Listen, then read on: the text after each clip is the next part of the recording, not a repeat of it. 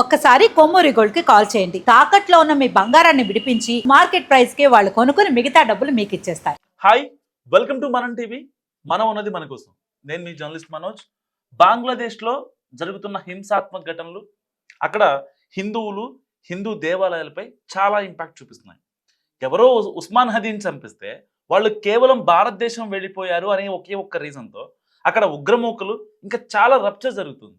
ఒక రకంగా బంగ్లాదేశ్కి భారతదేశానికి యుద్ధం అనే ఒక మాట రావడానికి కొన్ని అసాంఘిక శక్తులు అక్కడ గ్రౌండ్ లెవెల్లో పనిచేస్తున్నాయి.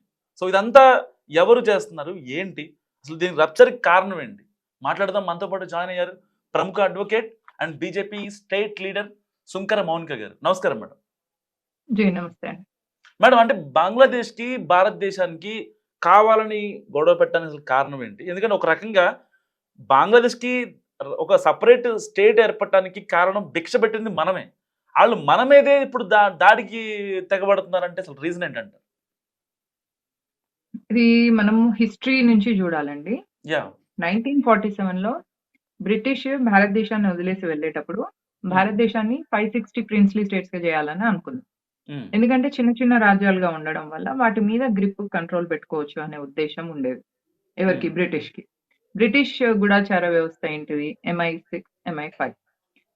యాక్చువల్ గా చాలా మంది ఏమనుకుంటారంటే British is different, US United States of America is different అనుకుంటారు. కానీ కాదు, బ్రిటిష్ స్థాపించిన కాలనీయే United States of America. United States లో ఉన్న పాస్ట్ లో ఇదివరకు ఉన్న అక్కడ ఉన్న మూల వాసులు ఎవరు అంటే రెడ్ ఇండియన్స్ అంటారు. వాళ్ళు అందరినీ చంపేసి అక్కడ బ్రిటిష్ వాళ్ళు వాళ్ళ సామ్రాజ్యాన్ని స్థాపించుకున్నారు. ఇది basic skeleton of the picture. అయితే భారతదేశాన్ని కూడా అట్లా 560 ప్రిన్స్లీ స్టేట్స్ గా చేసుకోవాలనుకున్నప్పుడు సర్దార్ వల్లభాయ్ పటేల్ గారు ఆ 560 ప్రిన్స్లీ స్టేట్స్ ని మనందరిది ఒకటే సివిలైజేషన్ కాబట్టి మనందరం కలిసి ఉందాము అని చెప్పేసి అఖండ భారత్ గా చేసి ప్రయత్నం చేశారు.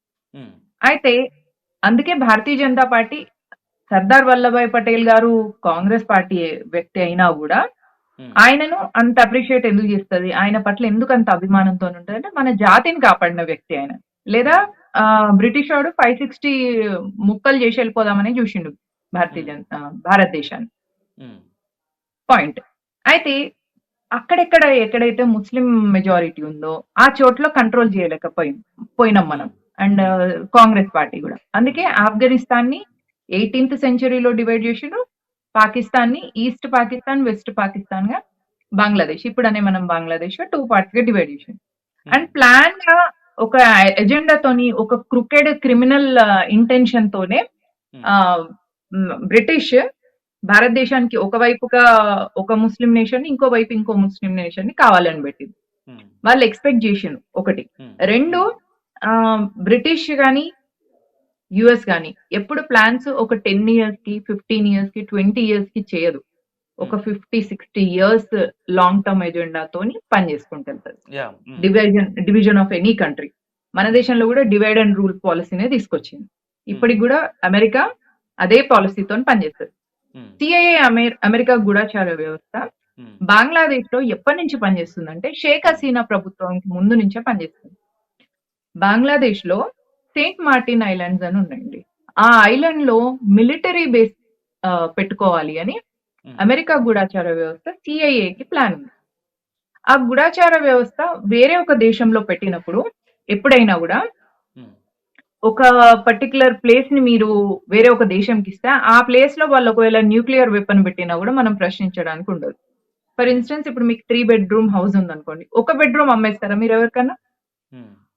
అమ్మితే మొత్తం ఇల్లు అమ్మేస్తాం, లేదా ఆ ఇల్లు మొత్తం రెంట్కి ఇస్తాం. అంతేగాని ఒక బెడ్రూమ్ నుంచి మిగతాదంతా మీకు ఉంచుకున్నప్పుడు ఆ ఇంకో బెడ్రూమ్ నుంచి వీళ్ళు వెళ్ళడం రావడం వల్ల ఎంత డిస్టర్బెన్స్ అవుతుంది. ఒక కంట్రీలో మిలిటరీ బేస్ ని వేరే కంట్రీకి ఇవ్వడం అనేది కూడా ఇట్లానే అన్నమాట. కాబట్టి అక్కడ మిలిటరీ బేస్ పెట్టి భారతదేశంలో ఉన్న నార్త్ ఈస్టర్న్ స్టేట్స్ అన్నిటిని, ఆ 7 sisters అనే స్టేట్స్ ఒకటి, ఆ చికెన్ నెక్ కారిడార్ ఏదైతే ఉంటుందో బంగ్లాదేశ్ ని ఉన్న భారత్ కి మధ్యలో ఉన్న చిన్న పార్ట్ ని కట్ చేస్తే నార్త్ ఈస్టర్న్ స్టేట్స్ అన్నిటిని కూడా మొత్తానికి మనము బంగ్లాదేశ్ లో కలిపేస్తే మనం యూజ్ చేసుకోవచ్చు. ఒక గ్రూప్ ఆఫ్ ఒక న్యాచురల్ రిసోర్సెస్ వస్తాయి, ఒక హ్యూమన్ లేబర్ దొరుకుతుంది అన్న ప్లాన్ తోని పనిచేసింది సిఐఏ ఒక 10 ఇయర్స్ నుంచి. అయితే షేక్ హసీనా దీనికి ఒప్పుకోలేదు. నరేంద్ర మోదీ ప్రభుత్వం కూడా షేక్ హసీనాకు సపోర్ట్ చేస్తూ ఇవ్వకండి. మీ దేశానికి కావాల్సిన ఏమన్నా ఫండ్స్ కావాలంటే మేమిస్తాం. మీ దేశాన్ని డెవలప్ చేసుకోండి. యూత్‌కి ఎంప్లాయ్‌మెంట్ ఇయ్యండి. సో దట్ మీరు కూడా మంచిగుంటారు. మేము కూడా మంచిగుండాలి. ఎందుకంటే ఒక దేశం పక్కన ఉన్న దేశం పొలిటికల్‌గా ఇన్‌స్టేబుల్ అయితే పక్కనున్న దేశానికి ఇబ్బందవుతది. ఎగ్జాక్ట్లీ. కాబట్టి ఆ! భారతదేశం and Narendra Modi, Bharatiya Janata party గూడా షేక్ హసీనాకు సపోర్ట్ జేసి ఇన్‌ఫ్రాస్ట్రక్చర్ కోసం మనకు కొన్ని డబ్బులు గూడా ఇవ్వడం అనేది జరిగింది. అయితే ఇవన్నీ జూస్తున్న అమెరికాకి ఏమనిపించిందంటే, ఇప్పుడు 5థ్ లార్జెస్ట్ ఎకానమీగా అయితున్న భారతదేశం ఫ్యూచర్‌లో అగ్రరాజ్యంగా అయిందనుకో, నా పరిస్థితి నన్నెవడు దేకడు గదా! అన్న ఒక cheap and narrow minded attitude తోని ఒక దేశాన్ని గూడా పొలిటికల్లీ ఇన్‌స్టేబుల్ జేసి, యూత్‌ని స్పాయిల్ జేసి, అక్కడ ఉన్న మతోన్మాదులు రెచ్చిపోయి మైనారిటీల మీద మారణ హోమాలు జరుపుతుంటే, ఆ మంటలకు చలిగాచుకునే ఒక క్రూయల్ యాటిట్యూడ్ ఉన్న అమెరికా ఇప్పుడు దాన్ని జూసి ఎంజాయ్ చేస్తుంది. ఆహా! నేనొక ప్లాన్ ఏసినా, ఆ ప్లాన్‌కి సక్సెస్ అయింది అని. అమెరికా వచ్చి ఇక్కడ సెయింట్ మార్టిన్ ఐలాండ్‌లో జేస్తా అంటే, చైనా ఊకుంటదా? ఊకోదు. ఎందుకంటే China and America 2 rival. Business ties ఉన్నా గూడా రైవల్ కంట్రీస్. 2 గూడా కాంపిటీషన్‌లో ఉంటాయి. చైనాకేమనుంది? నేనే బంగ్లాదేశ్‌ని ఓవర్‌టేక్ జేసి, ఆ బంగ్లాదేశ్‌ని ఓవర్‌టేక్ చైనా గాని జేయగలిగితే, బే ఆఫ్ బెంగాల్ సీ నుంచెళ్ళి సముద్ర మార్గం చైనాకు దొరుకుతది. ఎందుకంటే చైనాకి జియోగ్రఫికల్‌గా జూసుకుంటే ఎక్కడ గూడా సముద్ర మార్గం లేదు. మధ్యలో ఉంటది కాంటినెంట్‌కి. అదే భారతదేశానికి పక్కన ఉన్న బంగ్లాదేశ్‌ని ఓవర్‌టేక్ జేస్తే, ఆ కింద నుంచెళ్ళి సముద్ర మార్గం దొరుకుతది. ఏ దేశానికి గూడా పన్ను గట్టకుండా డైరెక్ట్ తన ఎక్స్‌పోర్ట్స్ చేసుకోవచ్చు అని చైనా ప్లాన్. కాబట్టి ఇక్కడ చైనా, అమెరికా 2 కలిసి బంగ్లాదేశ్‌ని ఆక్యుపై చేసే ప్లాన్‌లో ఉన్నాయి. రోడ్ల మీద మనం 2 ఎద్దులు, దున్నపోతులు కొట్లాడుకుంటే ఒక కుక్క మధ్యలో పోయిందనుకో దాన్ని తొక్కిడిచిపెడతారు.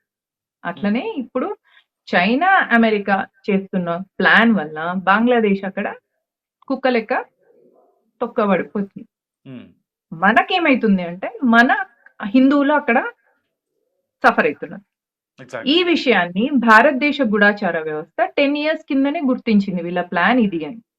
అందుకే మనం 2014 31 డిసెంబర్‌కి ముందు వచ్చిన ఆఫ్ఘనిస్తాన్ నుంచి, పాకిస్తాన్ నుంచి, బంగ్లాదేశ్ నుంచి వచ్చిన జైనులు, బౌద్ధులు, సిక్కులు, హిందువులు, ఈవెన్ పార్సీ క్రిస్టియన్స్ అయినా గూడా ఒకవేళ ఇంకా భారతదేశానికి బంగ్లాదేశ్ అక్కడ ఉన్న హిందువుల్ని హింసించడం కావచ్చు, ఒకవేళ ఎక్స్ట్రీమ్ లెవెల్‌కి వెళ్తే బంగ్లాదేశ్ యుద్ధం చేసే పరిస్థితులు ఉంటాయి అంటారా మేడం? చెయ్యాలి గదండీ! ఎందుకంటే వాళ్ళు యుద్ధం జేసి వాళ్ళ అక్కడ ఉన్న మతోన్మాదులను కంట్రోల్ జేయకపోతే, వాళ్ళు బంగ్లాదేశ్ నుంచి భారత్‌లోకొచ్చి భారతదేశాన్ని గూడా స్పిల్ ఓవర్ చేస్తారు. మనం బంగ్లాదేశ్‌లో అయిన లొల్లుల వల్లనే మణిపూర్‌లో అప్పుడు గొడవలైనయి. మణిపూర్ అల్లర్లు ఏవి గూడా భారతదేశంలో భారతీయుల ఒకరికొకరు చేసుకునేయి గాదు. బంగ్లాదేశ్‌లో అయితున్న ఇంతసేపు నేను జెప్పిన ఎఫెక్ట్ స్పిల్ ఓవర్ ఎఫెక్టే మణిపూర్‌లో జరిగింది. కాబట్టి వాళ్ళని మనం కంట్రోల్ చేయకపోతే ఆ లొల్లిని ఇప్పుడు పాకిస్తాన్ ఎట్లయితే భూకానంగా అయిపోయింది. అరటి ఏమంటారు గోధుమ పిండి కోసం అడక తినే పరిస్థితికి ఎట్లయితే వెళ్ళిందో బంగ్లాదేశ్‌ని కూడా తొందరగా ఆ పరిస్థితిలోకి తెచ్చేసి అక్కడ ఉన్న వాళ్ళందరినీ కూడా న్యూట్రలైజ్ చేసి యుద్ధం తెచ్చే పరిస్థితి వస్తే యుద్ధం కూడా చేస్తే తప్ప బంగ్లాదేశ్ మనకి ప్రాబ్లం కాకుండా ఉండదు. ఇది ఇట్లనే కంటిన్యూ చేస్తే మనకు ట్రబుల్ సమయం అవుతుంది. 1 2 ఇప్పుడు ఫిబ్రవరిలో ఎలక్షన్స్ వస్తున్నాయి బంగ్లాదేశ్‌లో. ఈ లోపల ఇట్లాంటివి చేస్తూనే ఉంటారు. అదే మనం ఒక స్ట్రాంగ్ స్టాండ్ తీసుకొని నేను పాలసీ మ్యాటర్స్ చెప్పొద్దు as a BJP leader. But మనం ఒక స్ట్రాంగ్ స్టాండ్ తీసుకొని ఒక బంగ్లాదేశ్ మీద మనం ఆపరేషన్ సింధూర్ లాంటివి చేయగలిగితే బంగ్లాదేశ్‌లో అల్లర్లు తక్కువైతాయి అని నా ఒపీనియన్. మేడం ఫైనల్‌గా ఒకటి చెప్పండి. ఇప్పుడు బంగ్లాదేశ్ చికెన్ నెక్ దగ్గర ఈ టెర్రరిస్ట్ యాక్టివిటీలు కావచ్చు, లేకపోతే రౌడీ మూకలు కావచ్చు చాలా ఎక్కువ మంది ఉంటారు. అండ్ 7 సిస్టర్స్‌ని సిక్కిం, మిజోరాం, అరుణాచల్ ప్రదేశ్ ఈ ఈశాన్య రాష్ట్రాలని ఎప్పటి నుంచో లాగేసుకోవాలని చూసుకుంటున్నారు వాళ్ళు. సరే వాళ్ళకి టెక్నికల్‌గా అసలు సాధ్యం కాదు. కానీ గతంలో బంగ్లాదేశ్ ఒక మ్యాప్ రిలీజ్ చేసింది. ఆ ఈశాన్య రాష్ట్రాలన్నింటినీ కూడా వాళ్ళలో కలిపేసుకుంటారు. సో వాళ్ళకి ఒకవేళ పాకిస్తాన్ కావచ్చు, అమెరికా కావచ్చు సపోర్ట్ ఇస్తే అల్టిమేట్‌గా అక్కడ ఇబ్బంది పడేది బంగ్లాదేశ్ కాదంటారా? బంగ్లాదేశ్‌కి పాకిస్తాన్ గాని, అమెరికా గాని సపోర్ట్ ఇస్తే కాదు. సపోర్ట్ ఇవ్వడం వల్లనే షేక్ హసీనా ప్రభుత్వం పడిపోయి అక్కడ పొలిటికల్ ఇన్‌స్టెబిలిటీ అయింది. ఉమ్, ఇప్పుడు మీరన్నట్టుగా అక్కడ మనం యుద్ధం జేయడము, ఏదైనా చేయడం వల్ల బంగ్లాదేశ్‌కి నష్టమైతదంటే వాళ్ళకంత కామన్ సెన్సే ఉంటే షేక్ హసీనా ప్రభుత్వాన్ని ఎందుకు కూలదోస్తారు? ఉమ్, అక్కడ వాళ్ళకి మెదడు సగమే ఉంది. మోకాళ్ళలో ఉంది గాబట్టి అక్కడ జెన్‌జీ ఎఫెక్ట్ తోని ప్రొటెస్ట్‌లు ఈజీగా జేయగలిగింది సీఐఏ అమెరికా. చేయించగలిగింది. ఆ ప్రొటెస్ట్‌ల వల్ల షేక్ హసీనా పారిపోయే పరిస్థితికి తీసుకొచ్చింది. ఇప్పుడు అమెరికా పప్పెట్ అయిన యూనుస్ ఉన్నారు అక్కడ. కాబట్టి యూనుస్‌తోని నడిపిస్తది. వీళ్ళకి అర్థం కావాల్సిందేంటంటే, వాళ్ళను భారతదేశాన్ని కంట్రోల్ జేయడం కోసం బంగ్లాదేశ్‌ని వాడుకుంటుంది అమెరికా అన్న విషయం వాళ్ళకి అర్థం కాదు. వాళ్ళకంత మెదడు లేదు. ఎగ్జాక్ట్లీ. ఉండేదుంటే ఆ దేశం ఇంత ఇట్లాంటి పరిస్థితుల్లో ఉండేది శరణార్థిగా కాదు. భారత్ కి వచ్చిన హసీనాను మనం పంపించడం కరెక్ట్ అంటారా, వాళ్ళు న్యాయ పోరాటం చేయడం కరెక్ట్ అంటారా బంగ్లాదేశ్ వాళ్ళు? ఏం న్యాయ పోరాటం? ఇప్పుడు అంటే ఈ యొక్క అల్లర్లలో భాగంగా హసీనాని మాకు అప్పగించాలి అనే వాదన తెరపైకి వస్తుంది. ఇలాంటి నేపథ్యంలో ఓకే. హసీనాని అప్పగించిన తర్వాత ఏం జేస్తారు? శరణార్థిగా వచ్చిన వాళ్ళని మనం పంపించడం కరెక్ట్ అంటారా, లేదంటే వాళ్ళు లైక్ యుఎన్ఓ త్రూ న్యాయ పోరాటం చేయడం కరెక్ట్ అంటారా? ఆ! శరణార్థిగా వచ్చిన హసీనాని వెళ్ళిపోమని భారతదేశం అనడానికి లేదు. ఎందుకంటే ఆమె కావాలంటే వేరే కంట్రీకి గూడా ఎళ్ళిపోతదిప్పుడు. ఉమ్, కెనడా ఆపగలదా? ఉమ్, తీసుకుంటారు. వేరే కంట్రీకెళ్తా అంటే గూడా ఆమెకు వేరే కంట్రీ గూడా ఇస్తది. ఉమ్, పాయింట్. ఇంకొక పాయింట్ ఏంటిదంటే, మనం ఒకవేళ షేక్ హసీనానిస్తే వాళ్ళ అల్లర్లన్నీ ఆగిపోయి, వాళ్ళొక ప్రాపర్ నేషన్‌గా ఉంటూ, అక్కడ ఉన్న హిందువుల మీద దాడి చేయరు అని గ్యారంటీ ఉందా? ఉండదు.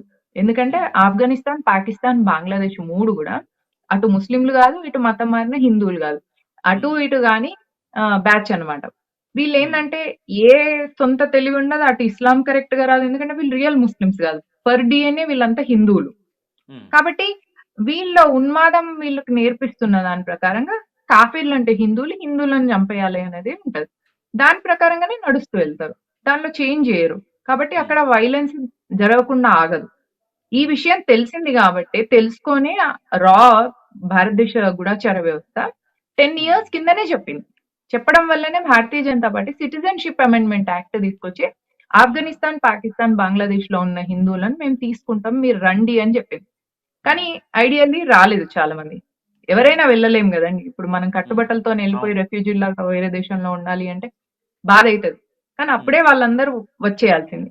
కానీ వాళ్ళు రాలేదు. ఉమ్, ఇప్పుడేమైతుంది? ఇప్పుడు ఇట్లాంటి పరిస్థితి ఇంకా ఫిబ్రవరి వరకు ఎలక్షన్స్ వరకు కంటిన్యూ అయితే, ఉమ్, కనీసం వాళ్ళ ఉన్న ఇల్లులు అమ్ముకుందామంటే కొనే ముస్లింలు గూడా ఉండరక్కడ. ఉమ్, కొనే హిందువులు గూడా కొనుక్కోరు. అప్పుడు మొత్తం వ్యవస్థ ఆర్థిక వ్యవస్థే కింద పడిపోయినప్పుడు రియల్ ఎస్టేట్ ఇంకా కింద పడిపోతది. కాబట్టి ఇప్పుడు అక్కడ ఉన్న హిందువుల పరిస్థితి అక్కడే చనిపోవాలా? లేదా కట్టుబట్టలతోనొచ్చేయాలి. అందుకే మనం 10 ఇయర్స్ కిందనే సిటిజన్‌షిప్ అమెండ్మెంట్ యాక్ట్ తీసుకొచ్చినాం.